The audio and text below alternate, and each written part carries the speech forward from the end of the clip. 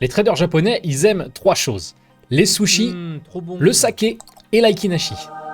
Non, l'aikinashi, c'est pas un poisson. C'est tout simplement une manière bien spécifique qu'ont les traders japonais d'analyser les graphiques sur leur plateforme de trading. En fait, il y a une raison pour laquelle de nombreux traders japonais expérimentés ont discrètement abandonné les graphiques sous forme de chandeliers classiques pour quelque chose de plus épuré, plus fluide et souvent plus fiable. Les graphiques en Aikinashi. Pour comprendre pourquoi les graphiques en Aikinashi sont si appréciés au Japon, il faut d'abord savoir ce qu'ils sont réellement et en quoi ils diffèrent des chandeliers standards utilisés par la plupart des traders. Heikin Ashi est un terme japonais qui signifie barre moyenne. Contrairement aux chandeliers classiques qui utilisent des données brutes de prix, le prix d'ouverture, le plus haut, le plus bas et le prix de clôture, chaque chandelier Aikinashi est calculé à l'aide d'une formule qui vient lisser les mouvements de prix. Cela élimine les bruits du marché et rend les tendances beaucoup plus visibles. Voici comment la formule fonctionne simplement. Sur chaque bougie, la clôture est la moyenne entre l'ouverture, le plus haut, le plus bas et la clôture de la bougie actuelle. Le prix d'ouverture d'une bougie Aikinashi est le point médian du corps de la bougie précédente. Donc vous le remarquez, chaque bougie en Aikinashi vient ouvrir vraiment au milieu du corps de la bougie qui précède. Par exemple, ici, on voit qu'on vient ouvrir exactement en fait au prix médian entre l'ouverture et la clôture de la bougie précédente, ce qui fait en fait le milieu du corps. Et ainsi de suite, et comme ça sur toutes les bougies en Aikinashi. Et enfin, le point haut ou le point bas d'une bougie en Aikinashi est la valeur la plus extrême parmi soit le plus haut, le plus bas, l'ouverture ou la clôture de la bougie en cours. Le résultat, c'est qu'on a un graphique qui filtre de nombreux mouvements erratiques et met l'accent sur la direction de la tendance. Quand vous regardez un graphique en Aikinashi, vous remarquerez que pendant une forte tendance, les chandeliers sont presque tous de la même couleur et ont très rarement des mèches des deux côtés. Et ça, c'est voulu, car ça donne un repère visuel beaucoup plus clair pour rester en position plus longtemps et éviter de sortir dans la panique à cause du bruit à court terme. En d'autres termes, l'Aikinashi ne montre pas seulement où le prix est allé, il aide à ressentir le momentum qui l'anime. Et c'est absolument pas de la magie, c'est simplement des mathématiques et une mise en récit visuelle pour les traders. D'ailleurs, la représentation de prix en Aikinashi a été inventée par le même trader japonais qui est à l'origine des chandeliers japonais qui sont régulièrement utilisés par défaut sur les plateformes de trading. Mais une fois que vous voyez vos graphiques sous forme d'Aikinashi, eh bien ça peut complètement changer votre façon d'interpréter ce qui se passe. Mais du coup,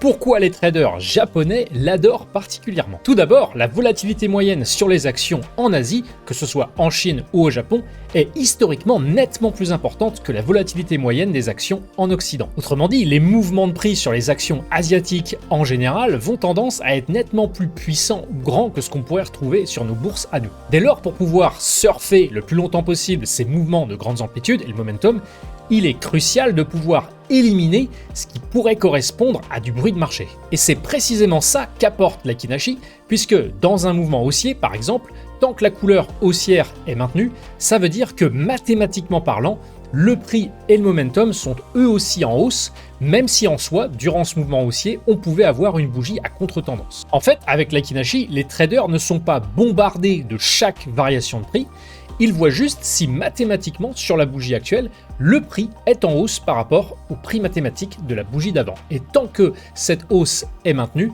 eh bien l'Aikinashi ne change pas de couleur et on a donc un prix qui est lissé comme ça dans le temps. J'aime aussi à penser que l'utilisation très répandue du Aikinashi chez les traders japonais, mais aussi chez les traders asiatiques en général, résonne aussi avec la philosophie japonaise traditionnelle où la clarté est reine. Comme si l'Aikinashi devait aider à moins réfléchir et agir de façon plus décisive, et lorsqu'un mouvement est en cours, eh bien, rester zen jusqu'à ce que ce mouvement s'essouffle vraiment mathématiquement parlant. C'est comme si, à la place d'une remise en question permanente, où on a bougie haussière, bougie baissière, bougie haussière, bougie baissière, et des contradictions vraiment d'une bougie à une autre, eh bien le Aikinashi, lui, apporte une sorte de rythme apaisant de barres qui disent « reste dans le mouvement actuel car il n'est pas encore terminé ».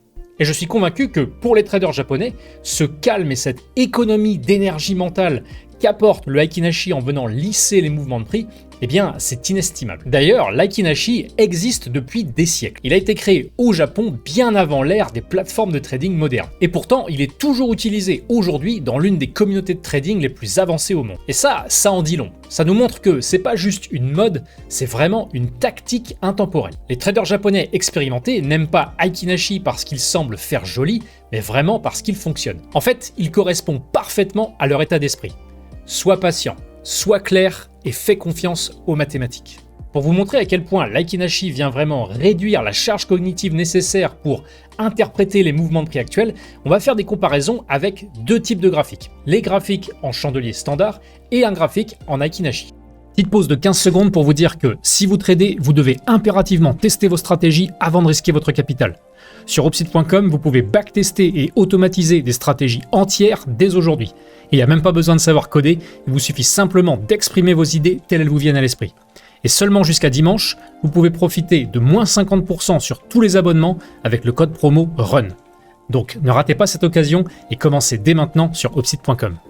Regardez ces mouvements de prix sur l'action Xiaomi. À gauche, on a un graphique en chandelier classique, les chandeliers japonais, et à droite, on a un graphique en Aiki-Nashi. On va s'intéresser par exemple à ce mouvement haussier ici même. Alors, dans les deux cas, comme on peut le voir, bien entendu, le prix de l'action a monté, donc forcément que entre ce point-là et le point haut ici, eh bien, on a une hausse de l'action, peu importe la manière dont le prix est affiché.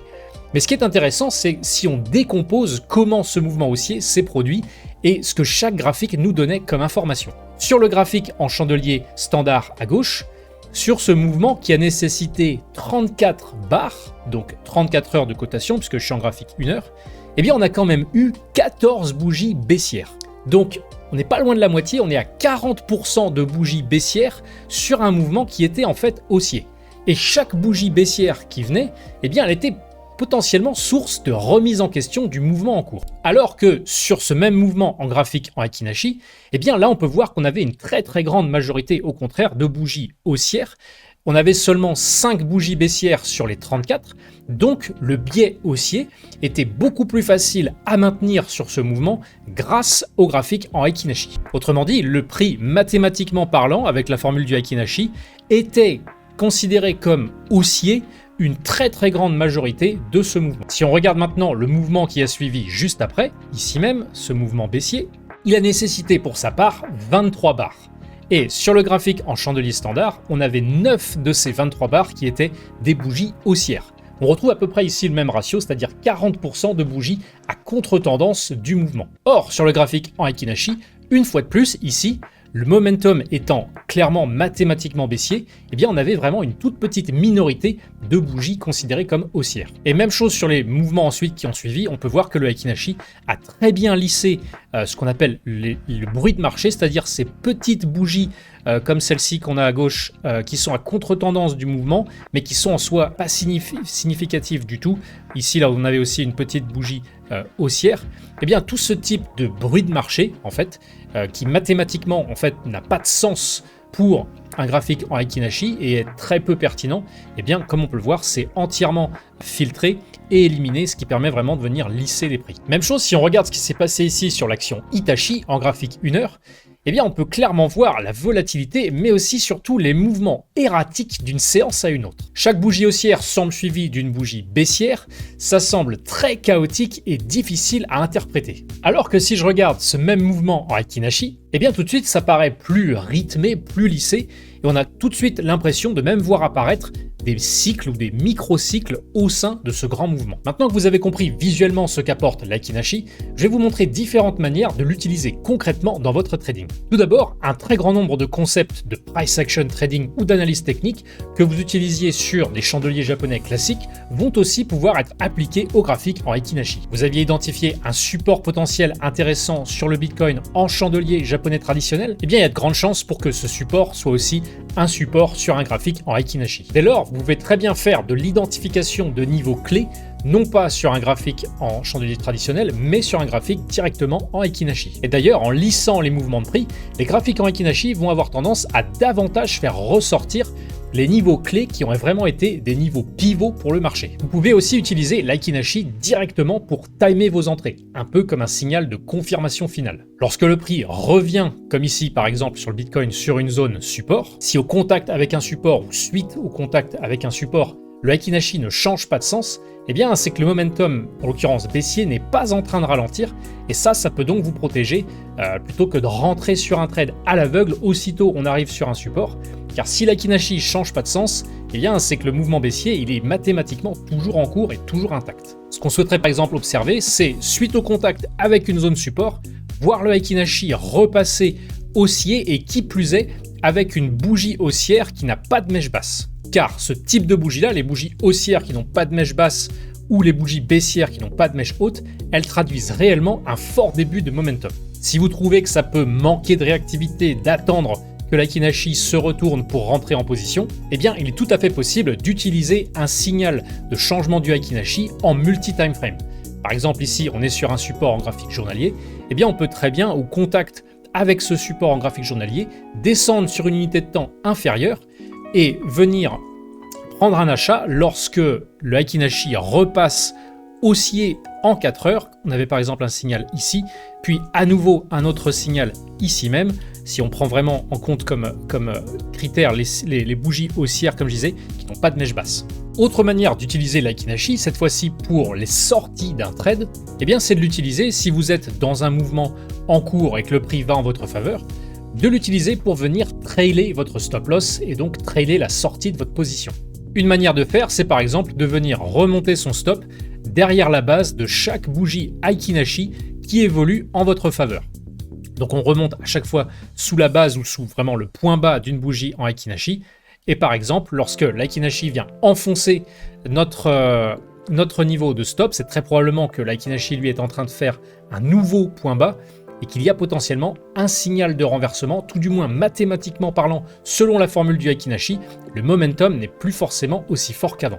Et ça permet de rester dans un mouvement dont le momentum persiste, même si en chandelier traditionnel, dans ce mouvement-là, on aurait eu des bougies baissières à contre-tendance, mais qui sont en fait, d'après le Aikinashi, uniquement du bruit. Vous pouvez aussi utiliser l'Aikinashi et le fait de remonter comme ça son stop derrière la base de chaque bougie Aikinashi qui évolue en votre faveur, pour venir en fait grappiller des points ou des pips ou des pourcents supplémentaires une fois que votre take profit a été atteint. Par exemple, quelqu'un qui serait rentré en position, on va dire, ici, avec un stop sous le support et qui visait au moins ce point haut comme take profit, on va dire, mental, eh bien, une fois que ce take profit est atteint, plutôt que de sortir l'intégralité de sa position, si le Aikinashi, lui, est toujours haussier et évolue toujours en faveur du trade, eh bien c'est à partir de ce moment-là qu'on peut venir justement mettre en place ce trailing et cette remontée du stop derrière la base de chaque bougie Aikinashi jusqu'à ce qu'elle soit enfoncée et que l'Aikinashi potentiellement change de sens. Si vous avez plein d'idées de stratégies potentielles qui vous viennent grâce au Aikinashi, eh bien je vous invite à aller les tester directement sur la plateforme Upside. Vous n'avez pas besoin de savoir coder pour backtester et automatiser une stratégie, il vous suffit simplement d'écrire les règles de celle-ci telles elles vous viennent à l'esprit et en moins de 5 minutes, elle sera prête à l'emploi. J'espère que vous avez aimé cette vidéo, n'hésitez pas à commenter, à vous abonner ou à vous mettre un like. Quant à moi, je vous dis à très bientôt, ciao.